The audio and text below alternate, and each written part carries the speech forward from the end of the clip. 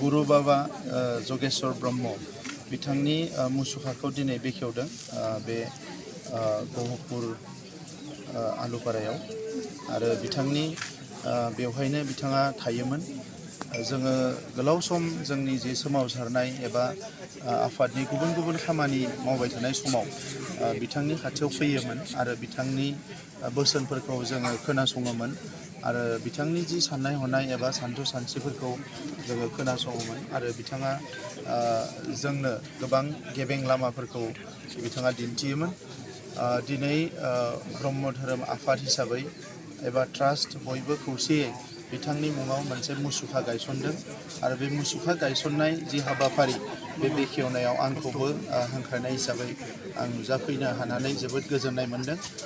बिथांनि जिउआ अरायसम सोरगोआव आलो गोजोनै थाथों आरो बिथाङा अरायसम बोर सारस्रिहरबाय थाथों जे बिथांनि साननाय हनायजों समाजखौ दैदेनलांनायाव ब्रह्म समाज आफादजों लोगोसे दुलाराय माहारियानो जाहाथे जोङो आवगायलांनो हायो आरो दिनै जोंहा मोनसे मावनांगौ हाबाया बेनो जे फैबाय थानाय जेनेरेसनखौ जोङो गेबें लामाजों दैदेनलांनांगोन।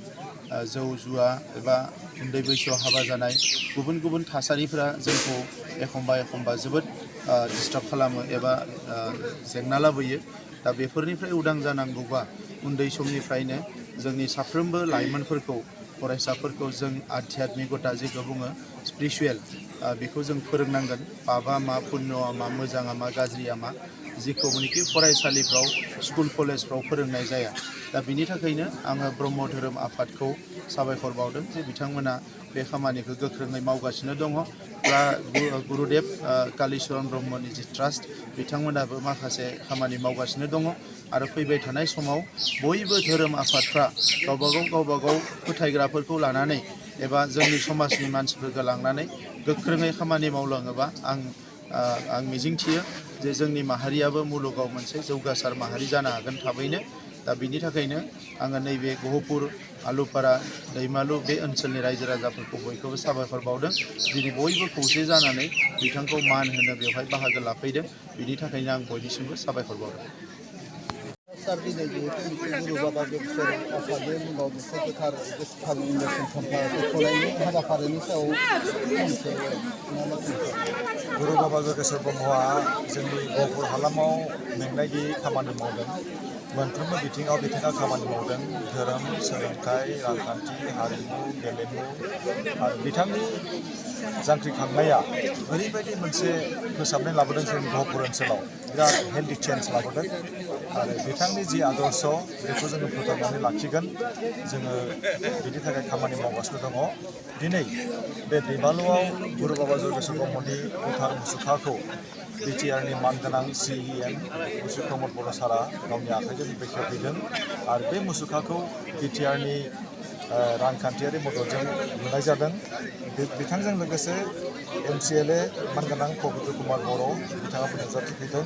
ex-MLA सन्जि बसुमतारी बिथांमोनहा नुजाथिफैदों आरो लोगोसे बे गहपुर हालामनि बाथौ धोरोमनि हारिमु आफादनि दुलाराय बर' फरायसा आफादनि मोनफ्रोमबो आफादनि आरो सोलोंथाइ बिथिङाव थानाय मेलेमजिबि बिथांमोनहा बाहागो लाफैदों।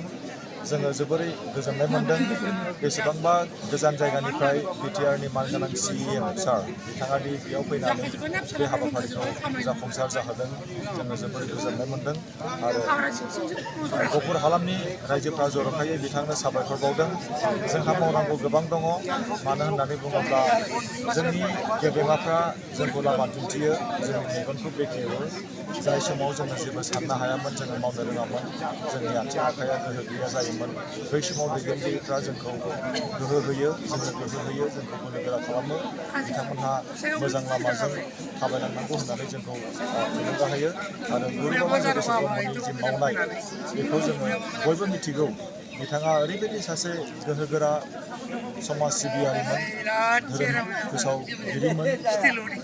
मोनफ्रोमबो बिथिङाव गावनो प्रेक्टिकेलि बाहागो लायोमोन।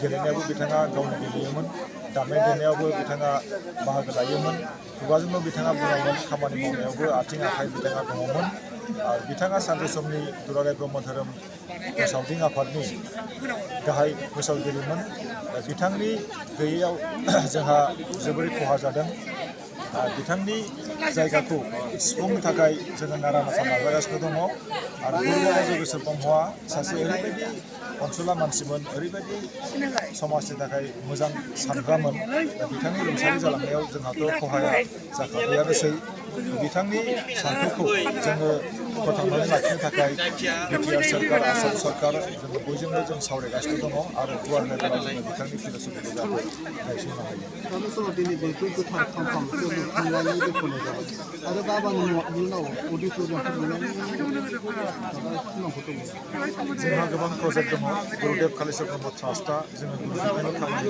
मावदों आरो गुरु बाबा जगेश्वर ब्रह्मनिबो जों खामानि मावदों बिथांनि मुङाव जोङो अडिट'रियाम लुनाय बिथांनि मुङाव लाइब्रेरि लुनाय आरो गोबां बिथिङाव खामानि मावनानै जोंहा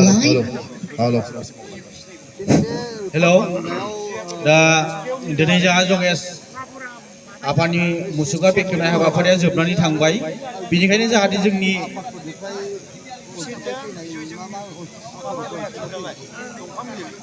गुरु बाबानि मुसुखा लुफुंनायाव बिटिआर सोरखारनि बिथांमोननि राङारि मददजों बेखौ बिथांमोनहा लुनानै होदों बेखौ गावसोरनो मावदों बिटिआर सोरखारनिसिम माबायदि गोजोननाय फोरमायगोन सार बिटिआर सोरखारनिसिम माबायदि गोजोननाय फोरमायगोन नैबे बिथिङाव जोङो बिटिआर सोरखारनिसिम साबायखर बावदों मानो होननानै बुङोब्ला बे मुसुखाखौ लुनो थाखाय जोंनि आखायाव रां गैया जों लुनोनो हाया जों ओरैबायदि दुखिया दा बे सरकारा दि जोंनि गहपुराव बेसेबांबा गोजान जायगायाव गुरु बाबानि मुसुखाखौ लुफुंनानै होदों बियो जोंनि थाखाय बिराद रंजाथाव बेखौ जोङो माने फोरमायनो हाया बेसेबां जों खुसि जादों मानो होननानै बुङोब्ला बिथांनि बे मुसुखाखौ लुनायाव जोंनो गोबां सम नांगौमोन आरो गोबां रांखान्थिनि जोङो गोनांथि जागौमोन नाथाय जोङो गोरलैयैनो मोननो हाबाय थेंक इउ